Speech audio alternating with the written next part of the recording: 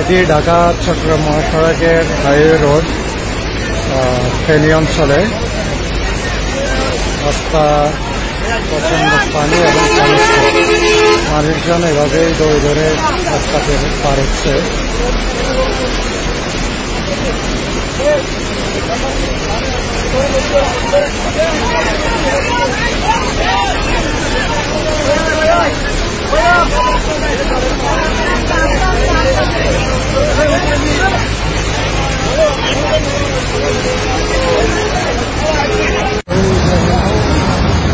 जय शंभू जय शंभू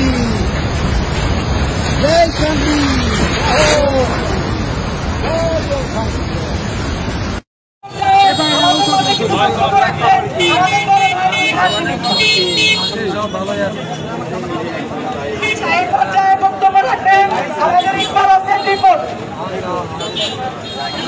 সুপ্রিয় শ্রী, আপনারা জানেন কিছুদিন পূর্বে আমাদের রক্তের বিনিময়ে স্বৈরাচারী সরকারকে আমরা কাদের সাথে কি সম্পর্ক রাখবো? ভারত আমাদের কত শত্রু, তারা আমাদের যে অন্যায়, আমাদের প্রতি যে জুলুম, আমাদের প্রতি যে অন্যায় করে আছে, আজকের পর থেকে সেটার অবসান হবে। আজকের বাংলাদেশে ইন্ডিশ আমার দেশ চলবে, আমার জনগণের রায়ে আমার দেশ চলবে, আমার জনগণের সিদ্ধান্ত। আমি বক্তব্য যেরকম গতিতে আছে সেরকম গতিতে চলতে থাকবে, কিন্তু দুর্ভাগ্যজনক হলেও সত্য, সেই ফারাক্কা বাঁধ একবার বন্ধ করা হয়েছে, আজ পর্যন্ত সেই ফারাক্কা বাঁধ খুলে দেওয়া হয়নি। খুলে দেওয়া হয়েছে উপজেলার নেতৃত্ববৃন্দ, সদস্যবৃন্দ, সর্বস্তরের জনসাধারণ সকলের প্রতি আমার আন্তরিক সালাম এবং শুভেচ্ছা। আসসালামু আলাইকুম।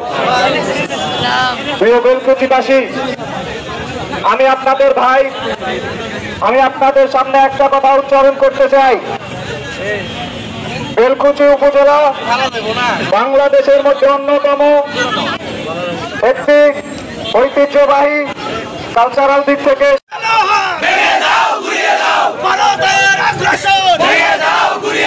আমার দেশে পানি কেন স্লোগান থামাই ভাই, স্লোগান থামাই। প্রিয় বেলকুচি চুপিয়ে যাতে বাঙালিদেরকে মারা যায়, আমাদের এই ভূখণ্ড আমাদের, এই দিকে কোনো পরাশক্তি যদি তাদের শকুনের চোখ তুলে ধরে, সেই চোখ আমরা উপড়িয়ে ফেলবো ইনশাআল্লাহ। সুপ্রিয় উপস্থিতি, আমি আমাদের অন্তর্বর্তীকালীন সরকারকে আহ্বান করব, তাদের এই কর্মকাণ্ড থেকে বিরত রাখার জন্য আপনারা কিছু পদক্ষেপ নিন। ভারতের রেমিটেন্সের দ্বিতীয় বৃহত্তম অংশ যায় বাংলাদেশ থেকে, সেই রেমিটেন্স আমাদের জনবল আছে, আমাদের জনবল চাকরি পায় না, অথচ ভারতীয় নাগরিকেরা এই দেশ থেকে লক্ষ লক্ষ কোটি, সেই সাথে ভারতীয় সেভেন সিস্টার থেকে শুরু করে অন্যান্য অঙ্গরাজ্যের প্রতি তাদের নিরাপত্তার প্রতি আমাদের যে পদক্ষেপগুলো ছিল, ভারত যদি এভাবে তাদের একতরফা পানি বর্জন করে, তাহলে তাদেরকে যে আমরা, আমাদেরকে একটা কথা ভালোভাবে বুঝতে হবে, এই আল্লাহর জমিনে, আসমানের নিচে জমিনের উপরে বাংলাদেশের জন্য সবচেয়ে বড় শত্রু যে ভারত। আমাদেরকে মনে রাখতে হবে, ভারতের সাথে আমাদের আরেকবার যুদ্ধ হবে। রাসূলুল্লাহ সাল্লাল্লাহু আলাইহি ওয়াসাল্লাম ঘোষণা করেছেন, শেষ জামানায় এসে গজওয়ায়ে হিন্দ হবে, গজওয়ায়ে হিন্দে যারা শহীদ হবে তারা বিজয় হিসেবে জান্নাতে যাবে। আর বেশি দূরে নয়, আমাদের সাথে বাংলাদেশের সাথে আবারও ভারতের সাথে যুদ্ধ হবে ইনশাআল্লাহ। আর সেই যুদ্ধে শুধু আর্মি নয়, শুধু সেনাবাহিনী নয়, শুধু এয়ারফোর্স নয়, এর সাথে বাংলার সাথে যদি ফারাক্কা বাঁধের উচ্চতা যদি হয়ে থাকে ৭৩১০ মিটার, আমরা ১০,০০০ মিটার ফারাক্কা বাঁধ তৈরি করব। দেশের মানুষকে রক্ষা করবো ইনশাআল্লাহ। আমাদের যাতে দেশের মানুষকে কোনো আক্রমণ না করতে পারে ইনশাআল্লাহ। আমাদের পক্ষে বর্জন করা সম্ভব, আমরা দেখিয়ে দেবো ইনশাআল্লাহ। আমাদের এই বাংলাদেশ চলবে, তাদের দ্বারা আমরা চলতে পারবো ইনশাআল্লাহ।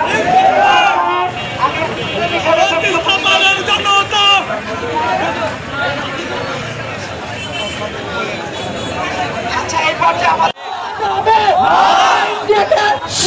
সকল প্রকার বৈঠক ৩০% চিকিৎসার জন্য আমার নতুন তত্ত্বাবধায়ক সরকারের কাছে আবেদন জানাই। আপনি শিক্ষা এবং চিকিৎসা ব্যবস্থা এমন করবেন যাতে একটা লোকেরও দেশের বাইরে চিকিৎসা না নিতে হয়। আমরা তাদের বিরুদ্ধে রুখে যাবো ইনশাআল্লাহ। একটা কথা বলতে চাই, ভারত থেকে আমরা প্রত্যেক বছর 1,40,000 কোটি টাকা আমদানি করে থাকি, যেটা ডলারে হয় না, যেটা তাদের মন প্রতিরূপিত হয়। আমরা যদি বাংলার ছাত্র সমাজ, বাংলার অপমান জনতা এক হয়ে পুরো দেশের বিরুদ্ধে নতুন করে ষড়যন্ত্র করে আমাদের পুরো দেশকে নানাভাবে পিছিয়ে দেওয়ার ষড়যন্ত্রে তারা নতুন করে লিপ্ত হয়েছে। শুধুমাত্র এটা একটা বিষয় নয়, সীমান্তে অসংখ্য আমাদের ভাইকে নিরীহভাবে তারা হত্যা করে। তাদের যে অবস্থা, বাংলাদেশকে বুকে চাপিয়ে দিয়ে সেই ভারত সারা বিশ্বের বুকে নিজের করতে চায়। আমরা বাংলার ছাত্র সমাজ, বাংলার অপমান জনতা লড়াই চালিয়ে যাবো, লড়াই চালিয়ে যাবো, লড়াই চালিয়ে যাবো।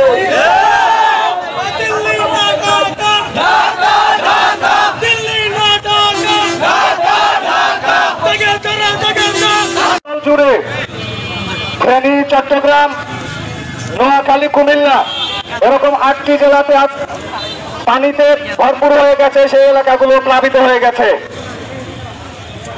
দুঃখজনক বিষয় হলেও সত্য, ভারত তাদের একচেটিয়া পানির প্রতি সিদ্ধান্ত বাস্তবায়ন করে আসছে স্বাধীনতার পর থেকে।